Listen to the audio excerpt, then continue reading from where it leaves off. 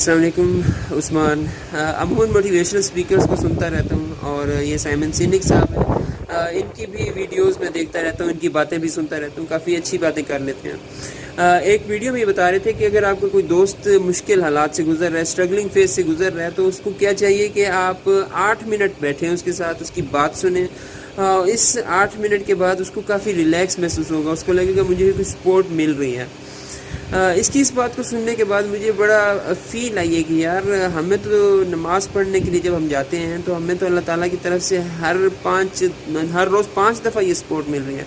आप 3 से 4 रकात की नमाज़ का अंदाज़ा लगाएं तो इसमें तकरीबन 6 से 10 मिनट लगते हैं जमात के साथ जब पढ़ते हैं। तो यानी फ़ुल टाइम अल्लाह ताला हमारी बात सुन रहा होता है, हम अल्लाह ताला के साथ अपनी बातें करके आते हैं।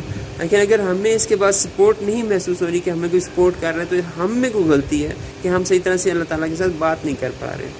जज़ाकल्लाह खैर।